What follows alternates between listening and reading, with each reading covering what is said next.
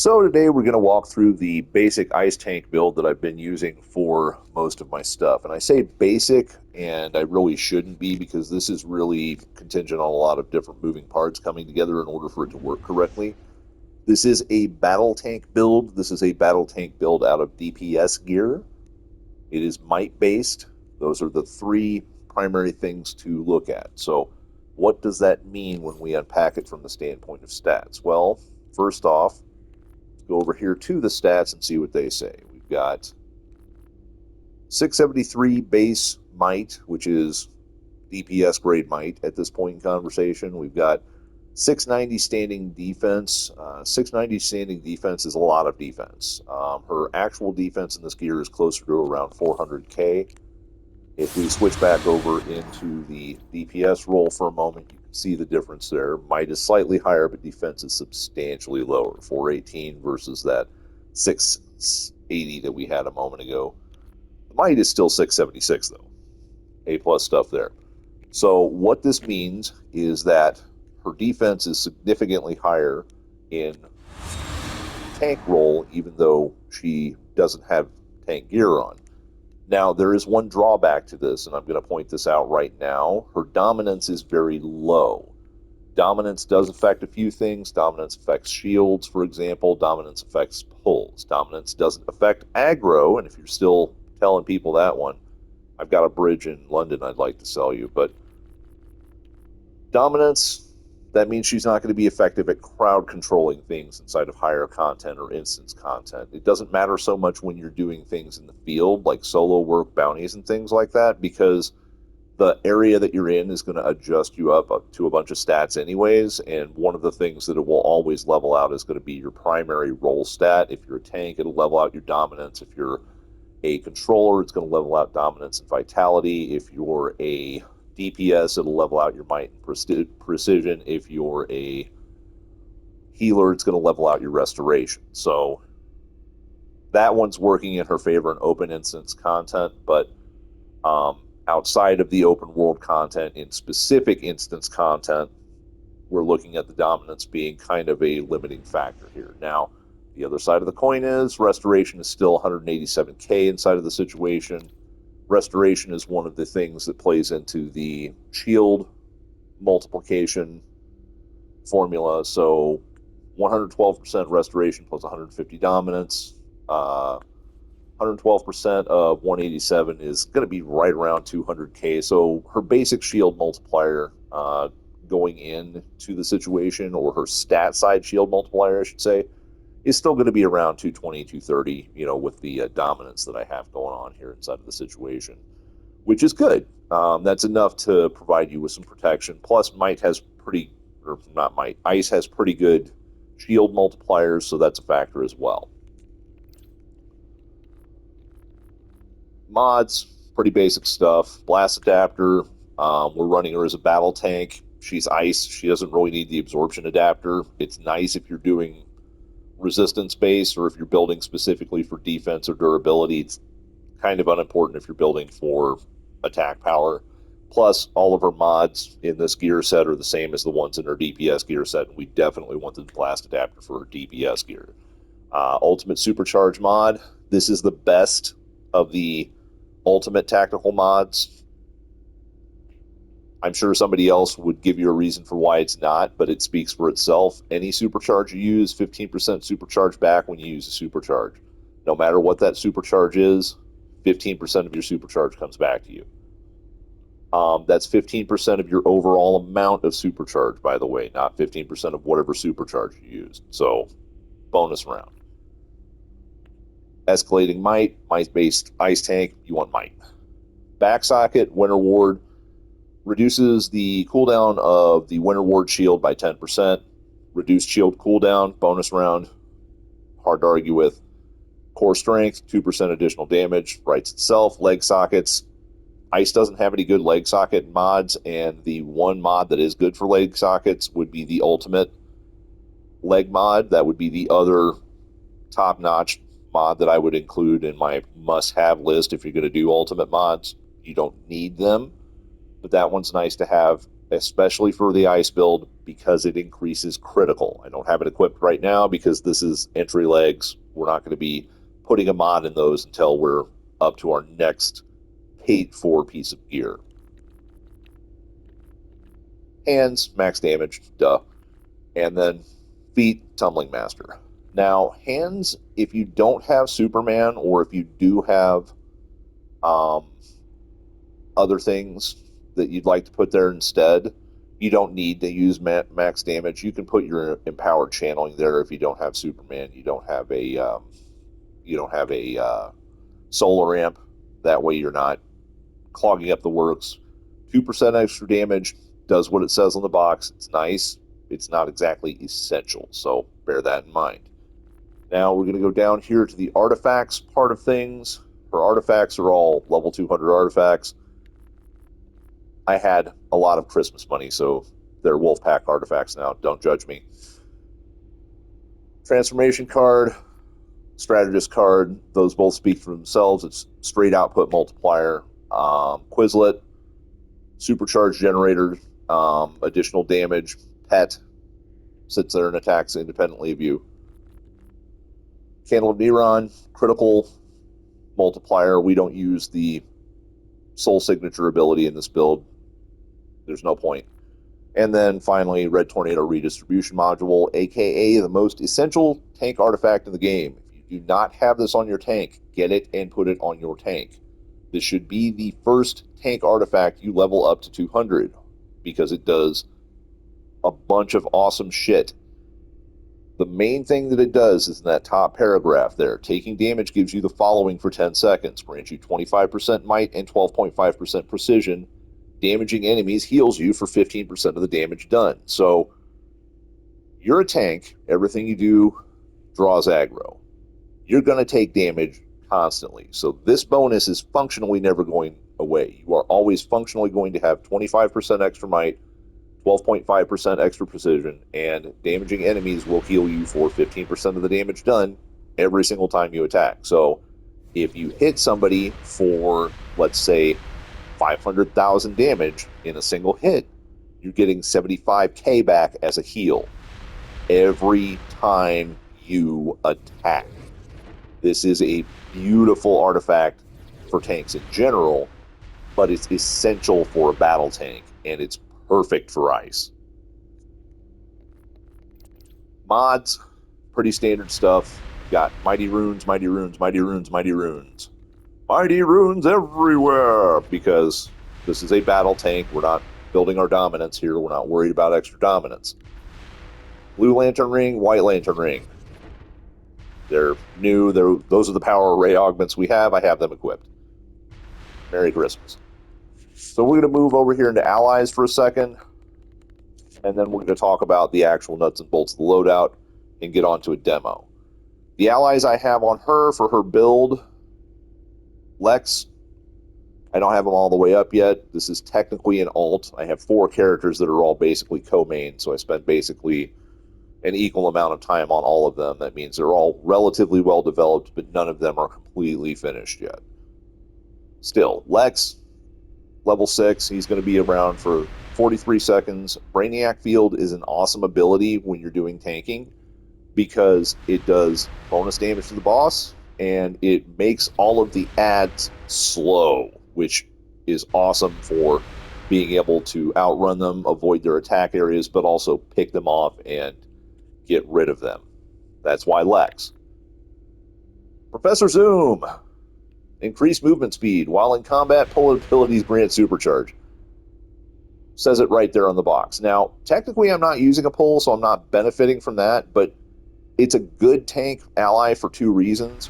Mostly because of the pull supercharge generator. That's money that writes itself. But also, the movement speed allows you to get out in front of the group, which will allow you to catch up with that one dipshit DPS who insists upon behaving suicidally 99% of the time. This is how you cure that. And then finally, Superman. Kryptonian channeling. Channeled superpowers are no longer vulnerable to interrupts. Increase your defense toughness by 5%, increase control resistance by 5% while active. So it's essentially the empowered channeling mod with a defense bonus. That writes itself. If you're playing ice or you're using a build like this, it's not a bad idea to occasionally have something like Cyborg or Oracle leveled up so that you can use them as well if your power production isn't quite where you need it to be, or your rotation is different, or you're finding yourself burning through power fast, because this is a power-hungry rotation. I'll let you know that one right now for free. Don't be afraid to switch one of those in. If you're going to switch it in for flash. You want the Kryptonian channeling. Or if you do switch it in place of the Kryptonian channeling, switch your hand mod out. That way you've got empowered channeling on your character. This is a 100% channeling based damage output, so you need the channeling mod. All right, over here to traits. Ice. Ice's number one defining trait. Tank roll. 65% flat defense while not blocking. That means it turns that 400k into that 678k. Now, Ice does something else nice. We're going to go up here, boom, boom, boom, boom, boom, and see what it does. Ice armor. This is something you have no matter what you're doing with your Ice character. If you have it active, use a shield, superpower, grants you Ice armor, increases your defense by an additional 35% damage, and anytime you take damage that is not absorbed by a shield while in your tank roll specifically, it reduces the cooldown of the Shatter Restraints ability by 1 second, which means there's always a cooldown reduction for your group breakout shield inside of a situation where you don't currently have a shield up. That allows you to cycle shields faster. Nice ability. Ice has the standing de facto defense bonus that is highest out of all the powers in the game between this and the tank roll ability, but the tank roll ability for Atomic grants better standing defense by itself. You have to be using a shield to benefit from the other 35%. Your Ice, you should be using a shield fairly frequently, so generally not going to be a problem. But just in case you wondered how that works, that unpacks that mystery. So we're going to go down here and see what our actual stats are, and then we're going to look at the loadout. Now, we're running this as a might-based battle tank that is focused on the damage output side as opposed to the survivability side. We'll talk about why here in a moment. Superpowered focus, 10% might, 10% power, 25% power regeneration bonus, healing chance magnitude, attack chance magnitude, might and power, health. The things that you should have as a tank are generally going to be that health and some healing magnitude. Criticals are nice too. They don't really play ball with what I have currently equipped as artifacts, but they do play ball with something else. We're going to cover that right now just so it doesn't get lost in the shuffle. So, Red Tornado Redistribution Module, the amount of healing that you get from that is flat. It doesn't crit. So it's not going to matter if you have critical chance or critical severity, basically. What's that word? You'd think I'd know that. I did literally write a book. Magnitude. There we go. So critical chance, critical magnitude don't affect the Red Tornado Redistribution Module heal. That's fine. They do affect heals that come to you from other sources, though. Notably, Clarion, which is an awesome tank artifact. If you're making a heavy tank build, especially in Ice, you should have Clarion. And then Mystic Symbol of the Seven, which, again, another awesome artifact. If you're building a heavy tank build in Ice, you should have Mystic Symbol of the Seven. Both of those crit. Anytime it crits, A, more health, better health. B, it can potentially crit proc the Strategist card, which allows you to gain more overall health in general. It is a higher aggregate bonus at that point in time because it takes it from being that 10,000 or so that you get back from a single tick from the Mystic Symbol of the Seven and turns it into a situation where you're getting 100k back for 4 ticks over the next 8 seconds. And that's every tick, not just split between them. So that's a bonus. That's pure profit at that point in conversation.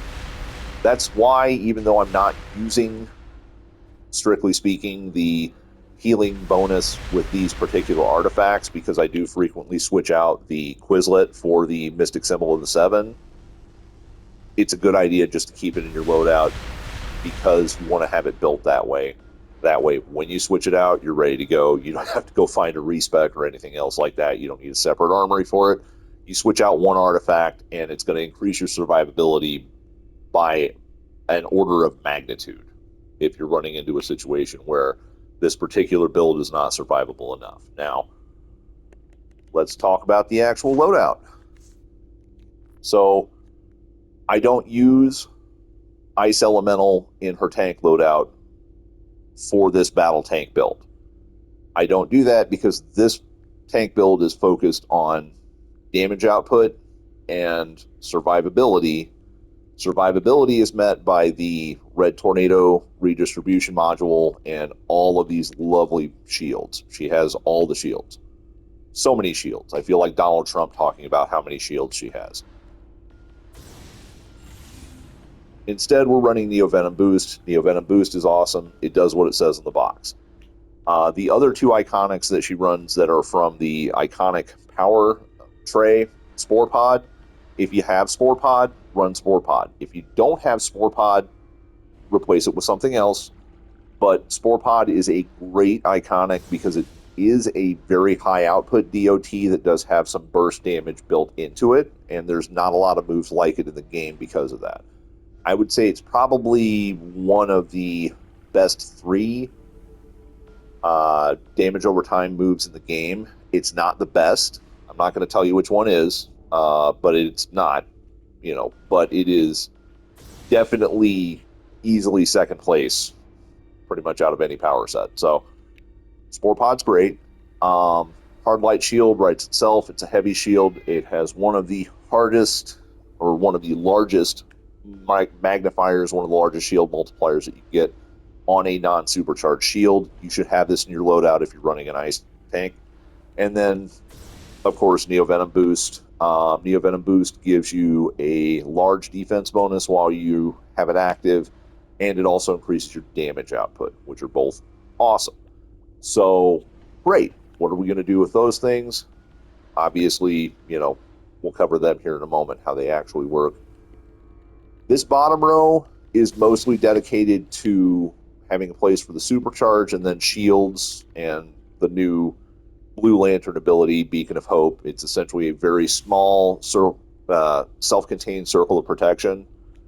You use the ability, you stand in there, it heals you over time. I don't have healer roll, so the Hope burns bright. I don't get any of that.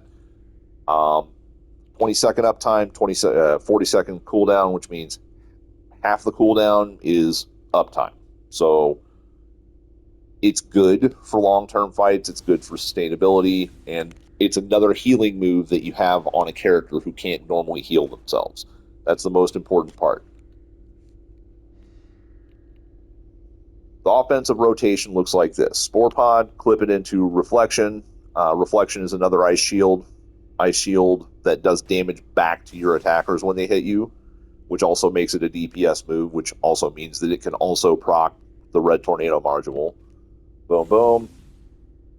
Wintry Tempest. This is a heavy DOT, and it also acts as a power interaction applicator, which means it will inflict frostbite on enemies. That's important because we're using Frost Blast in this loadout. Luminous Beam. This is a heavy single hit ability. Its cooldown is every 6 seconds. You're not going to make it shorter than that. It is an incredible ability because it does very high damage. It is vulnerable to interrupt, so you do need to have the empowered channeling on. It does additional damage to targets above 75 health. Usually you'll see this move crit for over 1 million, which is awesome. Does what it says on the box. Also, specifically, this is a tank roll move. Taunts a single target to attack you instead of others. This effect is more powerful and will not be broken by a standard tank roll taunt. Now, this is the build I use to solo things, so I don't worry about a pull in this build, but I do still want a taunt because I do want to keep eyes focused on me instead of my pets or anything else I have active, or if somebody else wanders in, or if I'm using this in content, because I use this in regular level content a lot. It's not very good for elite level content unless there's another tank around, but it's great for regular content. So yeah, heavy tank taunt. Boom. Frost Blast. This is the move that you should always have in your loadout if you're running an ice character. 3-second cooldown, 400 cost, so it's a very expensive move. You do need to have your power interaction applicator up. Frostbitten enemies take additional damage. Why this move is great. Aside from the fact that it has a long cycle time, like you use the move, it's going to be a couple seconds until it fires. This move does tremendous damage. It has better damage than potential than the Luminous Beam, depending on where you're at in the fight. You'll see it crit for 1,000,000 regularly. You'll occasionally see it crit for 2 when you have the Neovenom boost up. So, absolutely wonderful damage. It splits. Luminous Beam does not. This is a multi-target move, which means you can point it at a group of ads and wax a bunch of them at the same time with one shot. And finally, this is a mobile channeled move, which means your character can move while this move is active. You use this ability, you can still move around. Avalanche, same thing. Mobile channeled move. It doesn't do as much damage in one shot. It has a bunch of sub-shots that it does, and usually you can expect to see between 600 to 900k out of this move if you add all the damage up. Plus, it juggles. Knockdown, boom, boom, boom, boom, boom. Wonderful stuff. Built-in crowd control for weaker ads. It's not going to do so much when you've got the bosses and things like that, because this is a low dominance build. Make sure you bear that in mind. Your crowd control is not going to be quite as good. That's why we're sticking more to output and taunts than crowd control specifically. Now, how it all works in actual fucking performance, let's try it out.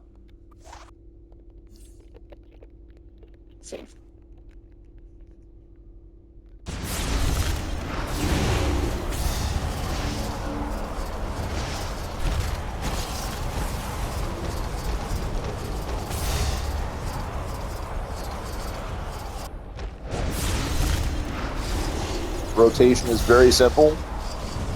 We start with the Spore Pod, immediately flip it over to the Reflection. That's going to give you that protection while you're fighting things. It's going to be your basic shield, which is matched in cooldown to Spore Pod, so it will always be ready. If, like, it comes off cooldown, Spore Pod comes off cooldown, it's ready to cast again. Let's make sure that your defense is always cruising around that 100% bonus mark, which is going to be about 800k for her, considering the basic gear she has on. Then Wintry Tempest for the PI applicator, Luminous Beam, Frost Blast,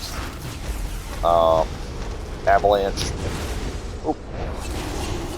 Luminous Beam, Frost Blast, and by that point in time, your Spore Pod, Reflection, and Wintry Tempest should be on cooldown.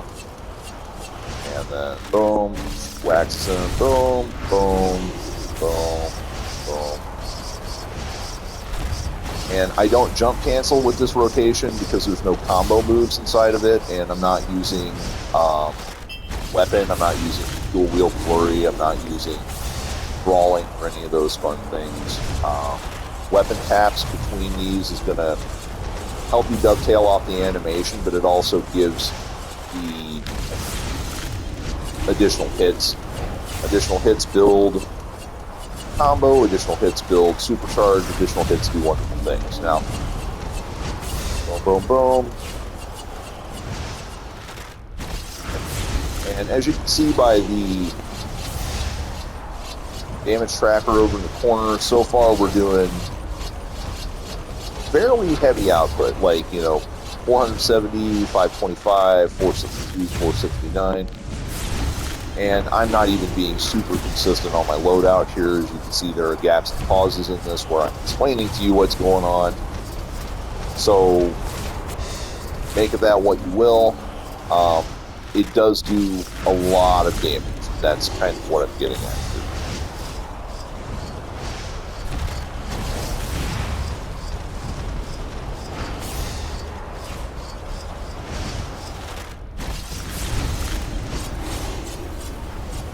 But yeah, so go back up here and camp out for a moment. That 429 was definitely a result of me just pausing in the middle and drooling at myself. But so what does all this do? You stack it together, and it's mobile. She can move about 70% of the time while she's doing this output. We'll go ahead and give you a taste of that as well. Boom, boom, boom, boom. And that's the part of the rotation you actually have to be standing still for.